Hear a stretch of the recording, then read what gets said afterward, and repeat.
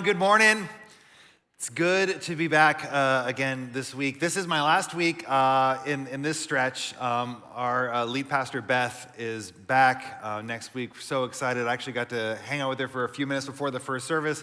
She is rested and refreshed and so happy to be here and ready to jump back in and to continue this series on relationships. So we're calling this series X's and O's, which is, again, like this idea of like, what are the play calls that I can make in my life to have the sorts of relationships, the quality relationships, the life-giving relationships that I most desire, that I most do give to others around me. And so today what we're gonna do is we're gonna talk about the relationship that we have with our kids. We're gonna talk, I guess, specifically about like parenting relationships, but also the kind of relationships that all of us have with kids, people who are younger than us, people who are that generation behind us, and how we can like align with what God is doing in their lives, in the world, so that we can be fostering those relationships that are going to help to form them into good people, to new people. So, okay, when I was 26 years old, I became a father. And which is like entirely too young. Like nobody should let that happen, but they couldn't stop it. It happened anyway. And so anyway, I remember like them giving me my daughter in the hospital and saying like, you know, this is yours now. And so that terrible thing that sets in when you realize like, oh no, I'm responsible for something. And so I remember getting her in the car seat and all the stuff, like that early, like fearful stuff. And you get her home and you're like very nervous and everyone else on the road is suddenly your enemy. And like you get them home and you're safe.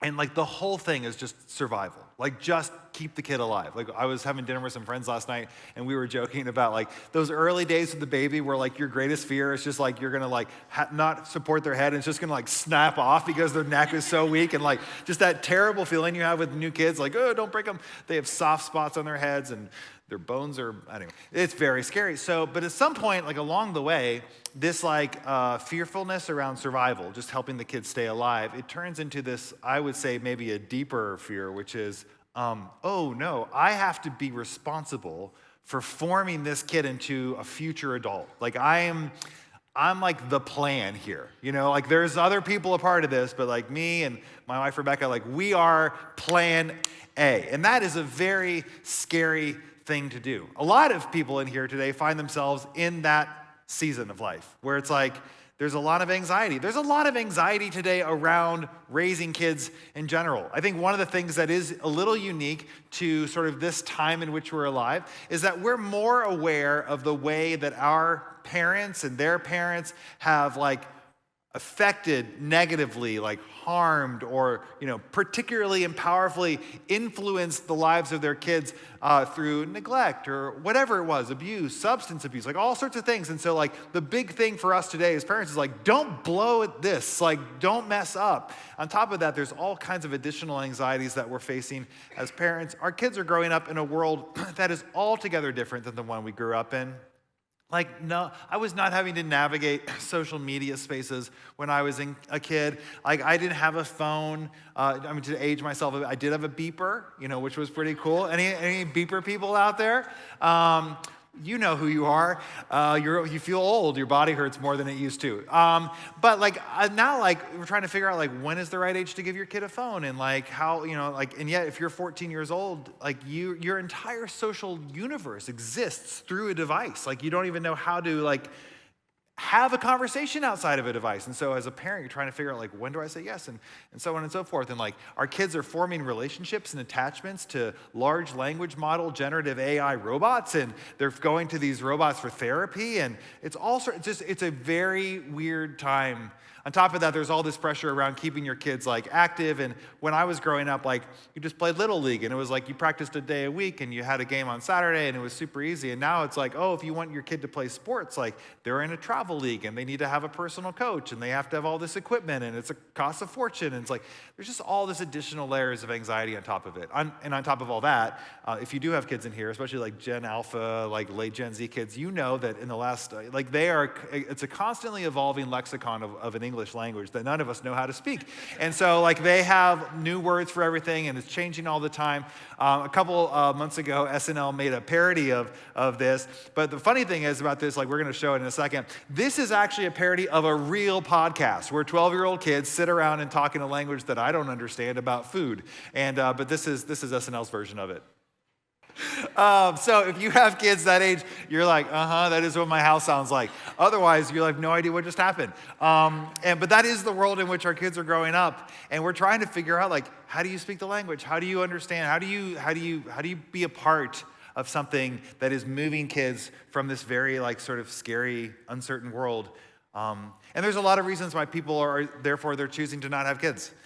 There's a lot of uncertainty. We are millennials and younger in here. We're the first generation of Americans in 100 years who are not expected to surpass their parents' wealth and status in life because of housing costs that are exorbitant and student debt, which is out of control because of the cost of education. And these sorts of things keep us sort of trapped. And so there's a lot of reasons why people are choosing to not have kids, or they're having fewer kids because it just feels like there's a lot of uncertainty in the world. The world itself feels like it's on fire a lot of times, and there's a lot of ecological uncertainty going on. And there's all sorts of reasons why people are going this feels like too much to bite off.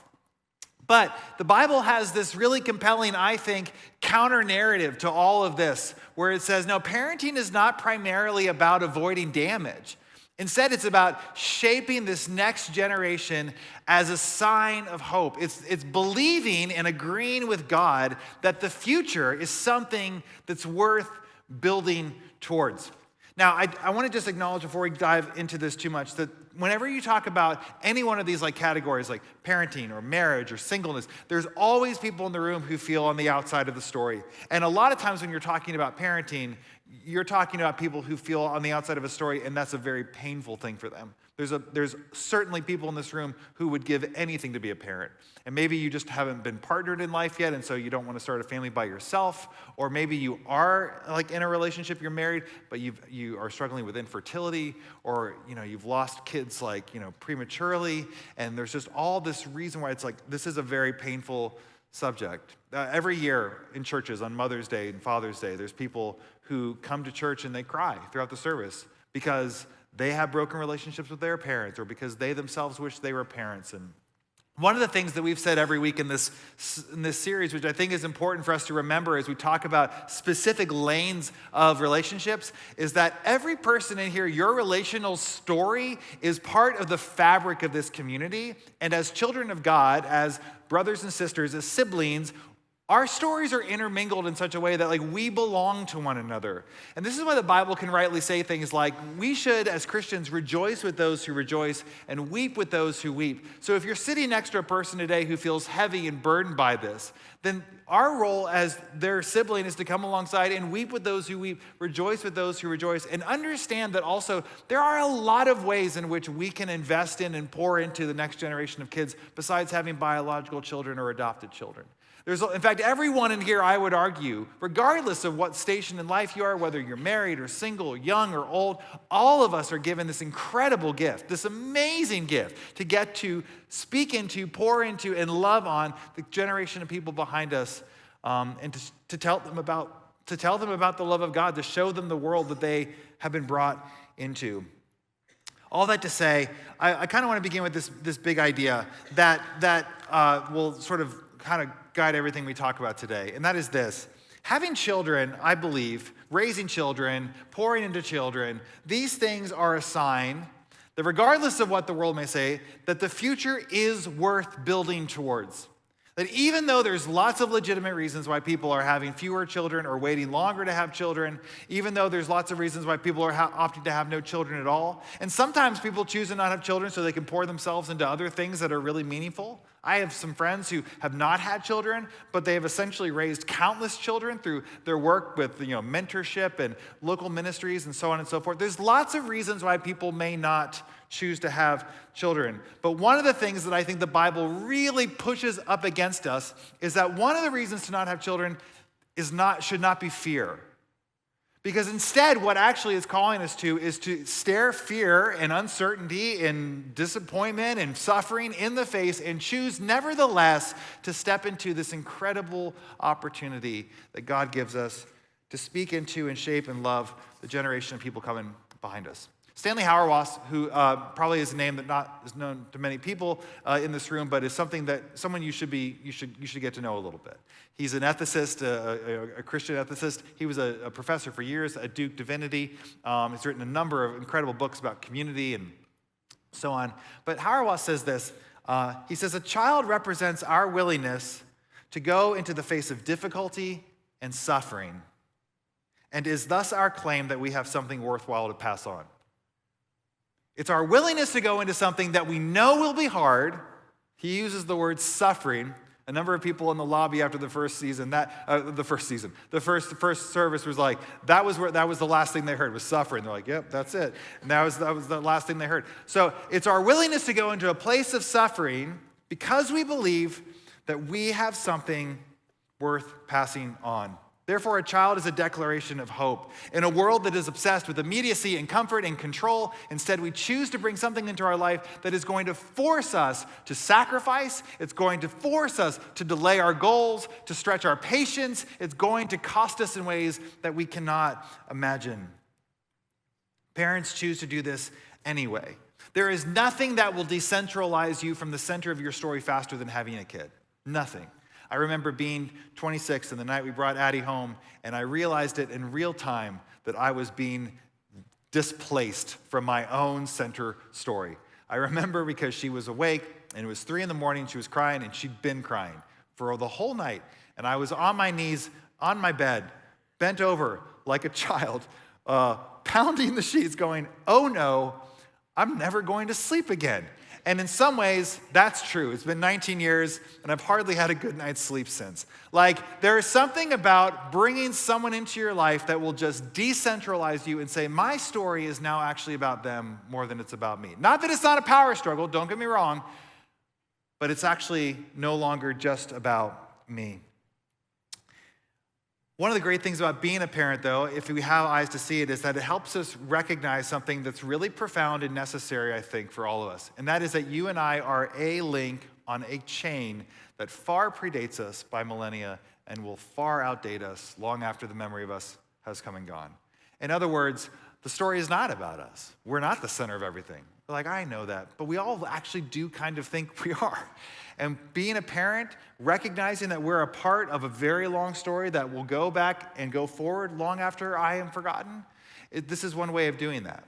Now, Deuteronomy, in the book of Deuteronomy, which is this book in the Old Testament, it's early on in the Bible. It's the 5th book of the Bible.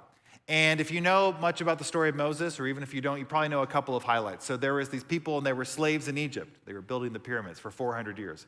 And then Moses came in, he said, let my people go. And eventually, after a whole bunch of power struggle, Pharaoh let the children of Israel go, and they passed through the Red Sea, the waters part. And there's been a lot of movies made about this, so even if you've never read the Bible, you probably know the story a little bit. They come out on the other side of the Red Sea, and they're told, go and inherit the land that God has given to you and to your forefathers. But instead of doing that, they get scared. Because we get scared. That's something that we've always done as humans. We get scared when faced with like something that we can't control. And as a result of that, they end up wandering around in the wilderness for 40 years while that generation of people dies in the sands of the Judean wilderness. Finally, after the generation has passed on, they come back to the bank of the Jordan River, and on the other side of the river is the land that God has given to them and to their forefathers. And once again, Moses stands in front of this group, and he gives one final sermon. And this sermon is the book of Deuteronomy. And a lot of it is a rehash of the stuff that he said to their parents, way back. But there's a couple of things in it that are new and unique to the book of Deuteronomy. And one is this verse that we're going to look at right now. This is from chapter 6. Hear, O Israel, the Lord our God, the Lord is one. Love the Lord your God with all your heart, with all your soul, and with all your strength. These commandments that I give to you today are to be on your heart. Impress them on your children. Talk about them when you sit at home and when you walk along the road and when you lie down and when you get up. Tie them as symbols on your hands and bind them on your foreheads. Write them on the doorframes of your house and your gates. So God is essentially saying through his prophet Moses, you need to understand that you now are on the cusp of a new chapter, but you have to pass on the things you've learned from your parents, the mistakes that they've made, the mistakes that you're going to make. You have to pass these things on to your children and they to their children. Think generationally, God is saying. Like, don't think of this one season of your life as being the whole thing. Think about yourself as a part of a much larger story. And to this day, many of you know this, but to this day, if you go into the house of many Jewish families, especially like an Orthodox Jewish family, you will see on the doorpost of their house a little, it's the Hebrew letter shin. It's the first word of Shema. Shema from the prayer, Hear, O Israel, Shema Israel, Adonai Eloheinu, Adonai Echad. And they say this again and again and again, and they impress it on their children, and they put it on the foreheads, and they bind it on their hands, and they have it on the doorposts of their house, and they say it again and again and again. This is the world that you live in. This is the story you've been brought into. God wants you and me as his people to understand our role as a connective link between what has come and what is coming, and our job is to pass that story, that lens through which to see the world, that good gospel onto the people behind us. This is what it means to have children then, is to be a sign of hope that the future is something worth building towards. Parenting is not a lifestyle choice, it's a long-term investment in God's future. Now, how we do this, I just have 3 principles. I think there's probably more than 3. I got time for 3, so we're going to do 3. As far as ways to lean into this idea of how do we pour into the generation behind us as parents, as foster parents, as adopted parents, as kids workers, in a way that is agreeing with the future is something that God is making and something worth building into. The first principle is this: we are called to embrace the assignment to shape. You are called to be a shaper in other people's lives. Now, a lot of teaching today about parenting or mentoring or whatever is very focused on don't indoctrinate people. Don't overreach. Don't force your worldview and ideology on another. Now, I think we can all understand where that comes from. A lot of it comes from just the reflexes of what happens when a person feels like they have been overly corrected, over-indoctrinated as children. If you feel like you were, in this very strict religious environment, some of you are still recovering from that in some way. Like, the last thing you want to do is put a heavy on your kids and force them to think a certain way because you're like, I just want them to be free thinking. I want them to come to their own conclusions. That is definitely the parental wisdom of the day. Don't be too prescriptive. Instead, just let your kids figure the world out on their own, whatever that means in whatever lane. And listen, I think that is perhaps a well-meaning but foolish approach to parenting, simply because there is no such thing as letting your kid figure things out on their own. Every person is going to be shaped. Everyone is being discipled, informed. The question is who is doing it?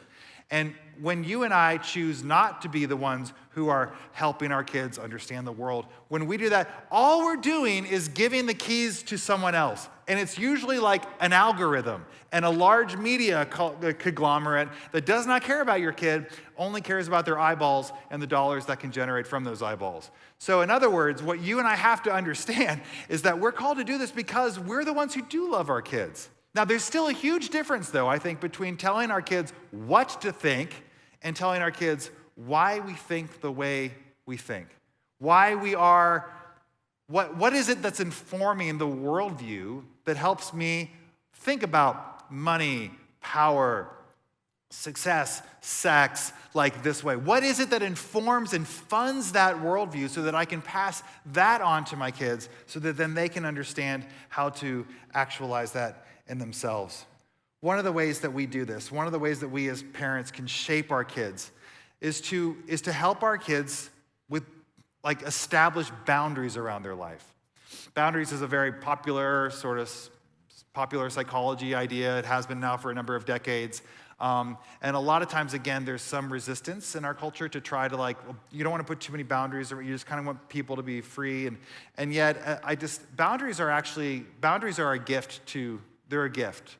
Because what boundary lines help people do is they know where is the freedom?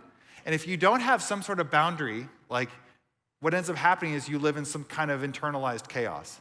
In the book of Genesis, the very beginning of the Bible, one of the very first things God does is he starts to create things and name things that the poet who wrote Genesis 1 says is he puts boundary lines for the sea, and he puts boundary lines for the land, and he has boundary lines around time and day and night and the heavenly bodies. And in other words, one of the very first things that God does to make a safe habitat for us to flourish in is he creates rules. He doesn't just spin things off into chaos. When you and I choose to put boundaries around our kids, what we're doing is we're giving them safety. We're giving them a sense of of where they are free and where they can flourish. And these things are going to change. Like your boundary lines are going to change as kids get older and as the stakes change. Like I wouldn't let my kid when they were 3 years old make mac and cheese on the stovetop. Like that feels like a big, no. But I do let my 11-year-old do it, and he loves it, and he's great at making mac and cheese. I usually get extra. So there's a real win to it. It's like a win-win. He feels empowered, I get lunch. So, and yet I'm not gonna give him the keys to the car because he's 11 years old. And not just is it illegal, but he doesn't even have the frontal cortex that's capable of understanding why it would be a bad idea, to do certain things on the road. As kids age, boundary lines change, they expand, they evolve. We all understand this. And yet our reluctance to put boundary lines around our kids, things like screen time or how old you are when you get a phone, or one of the boundary lines in our family is, and I'm a bad guy for this, pretty often, it's like we don't do sleepovers. And unless we know the family, if we know the parents, we know the kids, it's different. Then it's that's one thing. But a couple weeks ago, one of my kids was like, I want to go, and there's these boys, and I don't really know. I met the dad one time at a school thing, and we're just like, sorry, bud, we don't do that. And he doesn't understand why, and I'm not going to tell him, well, here's the deal, buddy. The number one environment in which kids are exposed to, things that are, really destructive to them, or the number one most likely space in which a person's going to be sexually assaulted is at a sleepover. I'm not going to tell my 11-year-old that. He just has to go, I don't like this rule, but I trust my dad. And so what boundary lines do is they help our kids learn that the word no can actually be, it's not the worst thing in the world. We all actually probably need to learn that a little bit. Sometimes no is a really good thing. So boundaries they're not the absence of love. In fact, they're not a contradiction at all. They're expressions of love. In the book of Ephesians, which is in the New Testament, it's a letter that the Apostle Paul wrote to a church that he had helped to start. He writes this later in the book as he's talking about families. He says, fathers, do not exasperate your children, but instead bring them up in the training and the instruction of the Lord. I'm a big fan of the way the Message, which is a contemporary translation, puts this verse. It says, fathers, you could just say fathers and mothers, parents, don't frustrate your children with no-win scenarios. Take them by the hand and lead them in the way of the master. In other words, rules for rules' sake, the whole why do I have to do this? Because I said so, not helpful. Not helpful. But why, if I can impart into you why I think this way, why this is true, I begin to give my kids a lens, a framework, a worldview, a context in which they can begin to understand the why. The why. So I'm not just I'm not putting my kids in situations where I'm exasperating them, where I'm frustrating them, but instead I'm walking alongside them, taking them by the hand, and teaching them in the way of the master. Which means also this, when I blow it, and I do, when I blow it as a dad, I have to be the first one to apologize. Some of us grew up in homes where we never heard our parents apologize. That wasn't true for me, but I know a number of people did. Former generations are why would you apologize to your kid? I still have friends why would I apologize to my kid? It's because you make mistakes, you hurt them, that's why. If I come in hot, I had a hard work meeting and I got an email and it hurt my feelings and I started to feel insecure about my job and I came home and their shoes were in the hallway and suddenly this was about their shoes. It's I have to go into my kid's room later, and say, I'm so sorry. I came in hot, and this isn't your fault. And you don't deserve to be talked to this way. Just because I'm the big guy in power doesn't mean I get to talk down to you like this. You deserve to be treated with respect, and I am sorry. Listen, when we do that to our kids, we model confessional living, and we also tell our kids a big story, which is that you're also in process. You're also in the process of becoming a better version of yourself. So you need grace, they need grace, and we all can give grace to one another. We have to, though, be willing to take on this role that God gives us to be shapers. Love without shaping leaves children anxious. Shaping without love leaves them resentful. The Bible calls us to hold both. Now, just a quick word, again, just one more little aside, parenthetical. Some of you in here are trying to do this. You're trying to impart, unto your kids. You're trying to shape them, but you're in a co-parenting situation. And it's a minefield. It's a mess. A lot of times in these situations, the really sad thing is that the things that are squabbled over don't even have to do with the kid as much as they have to do with the anger and the resentment between the two members of the couple. And when you're in that kind of a space, what happens is the kid ends up being collateral damage and taking a lot of crossfire, and it's awful. If you're in here today, and this is your story, and you're just trying your best, but you're working on like every other week or weekends and holidays or whatever it is, like this is my opportunity to be with my kid, and like I don't trust what he or she is doing, and I don't like the way that they're being raised over there. You can't do anything about that. You can't do anything about that, which is actually, I think, which is the next principle, which is that a big part of parenting is understanding that like we can't control outcomes. We can't control outcomes. That's true if you have full custody of your kids. That's true if you have partial custody of your kids. You can do what you can do, and you can't do more than that. We have to learn to release the outcomes, therefore, to God. This is the tension that every parent lives with. We want to shape, but we can't control. We invest and we teach, but we cannot guarantee. There's this book in the Old Testament called Proverbs, and it's a collection of wisdom literature. It's the book immediately after the book of Psalms, which is like the prayer book of the Bible. And so the book of Proverbs has 31 chapters, and a whole bunch of it is like individual little like 1 and 2 verse long couplets. And a lot of it's just like pithy, proverbial, like wisdom sayings, like God-inspired fortune cookies. And so it's like it's helpful information. One of the things that shows up later on in Proverbs chapter 22 is this verse. Start off children on the way they should go, and even when they're old, they will not turn from it. So if you start off doing it right at the beginning, even when your kids leave the house and they go off to college or whatever it is, they will not turn from the things that you poured into your kids. Now, listen, this isn't meant to be a trick question, and I think I tricked the first service by asking it. Is this a promise from God? If you do this, then this will happen. No, it is not a promise from God. It's a principle. I know a lot of people over the years who have done that thing where they're like, I did everything right as much as I could, It's the same thing that we do where like, I followed the rules and like, I waited until I was married to have sex and like, I give 10% of my money and I lost my job and we're having to sell our house. Like that thing we do, like I played by the rules and you didn't keep your part of the bargain. And something we have to understand with things like Proverbs 22 is that God is giving to us general principles that are generally true and generally hold water, but they're not 100%. It doesn't mean that we abdicate that and go like, well, therefore, who cares, But we have to understand that like we can't control outcomes. We can do our best, but the rest of it we have to release. We have to trust God. I really do believe that for most people, raising children will be the crucible where, therefore, your faith will actually become real faith. It doesn't have to be that way, and I'm certainly not saying, like, until you have kids, you don't have faith. I'm not saying that at all. There's lots of things that push us in a crucible.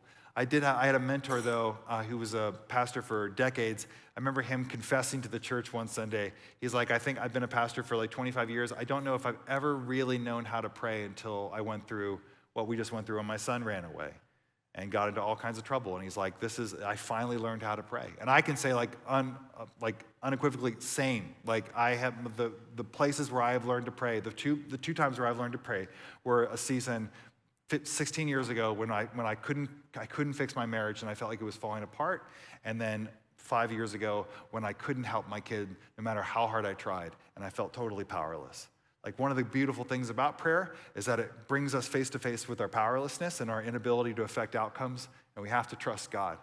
And listen, one of the great things about parenting is that God does offer to do it with us in prayer. This is why Paul Miller, in his book, A Praying Life, which is something I referenced back in October during our Open Line series, he says that the most loving thing I can do for my kid is to pray for them. Now, that's not to say, like, therefore I never engage with them. Like, if you're like, oh, so I don't have to ever talk to them or sit on the couch with them or, roughhouse with them, like, no. But I'm also not worried, like, anyone's going to go to that extreme. What he's saying, though, is that when I'm praying, what I'm doing is I'm doing the most loving thing for them because I'm sitting essentially shoulder to shoulder with my father, and we're looking at my kid, and I'm beginning to see my kid through God's eyes. I'm beginning to understand what he's up to in my kid's life, which I might be blind to because I have my own weird stuff that I'm always bringing into the relationship, my own neuroses and so on. And finally, I settle down and I trust God, and I see that he's got my kid, and I can release my child into his care. One of the ways that I do this is just like a little thing. Maybe this will be helpful to some of you. So I follow a Bible reading plan where I read a little bit of different parts of the Bible throughout the year. So I'll read a little bit of the Old Testament, and then I'll read a Psalm, and then I'll read a little bit of the Gospel, which is the biographies of Jesus, and then I'll read some of the New Testament. And I have 4 kids, so it works out really well in my reading plan. Every one of those portions of my Bible has a bookmark, and it's a picture. It's just a picture of my kid. And when I get to that portion of the reading, I just hold the picture of my kid, and I just pray a little prayer for them. Maybe it'll sometimes even come right out of what I'm reading, which is really cool when that happens. You're like, oh, wow, I actually want to pray this for him, for her right now. So it's just a way for me to regularly, as I'm engaging with God, to release in small little ways, not long, 20-minute sessions, just small breath prayers of remember, I trust you with this person. One of the things that I do, honestly, this is probably just superstitious, but if I have a kid who's going through a particularly hard season, I keep them in the Gospels, because I'm always you need to stay close to Jesus right now. I have one kid who's been in the Gospels for quite a long time at this point, and so that's where they are, and I'm just you stay near Jesus, and it's probably the only way that this person is near Jesus right now is because they're in my Bible right there, and I continue to pray that God will once again draw them to himself and open their eyes and set their heart on fire and wash them in their love. And this is just my way of, again, going I'm doing all I can, but ultimately I have to trust you. You're the one who opens eyes. You're the one who calls people out of tombs. You're the one who works miracles in our lives. Now, that's just my own silly way of doing it. You can come up with your own. But maybe it's you have a sticky note on your vanity or on your dashboard, or some of you have tattoos with your kids' names, and that can be a reminder to you. Or I have a friend who uses the home screen on his phone, the photo on his phone, to just remind him to pray for maybe if he has a kid going through a particularly hard season, he puts them on the home screen because he just wants to be reminded, because we all look at our phones 9,000 times a day. He wants to be reminded every time to pray briefly for his kid. The big idea, though, is that we have to find ways to be reminded that we are entrusting the outcomes to our God. Because otherwise we're going to spin out. We're going to freak out because things are not going to go the way we want them to go. And we're going to go, what's happening? What am I supposed to do? And this is a way for me to say, I trust you, God. I trust that you have them in your hands. Hauerwas, again, he reminds us, parenting is initiation. It's not ownership.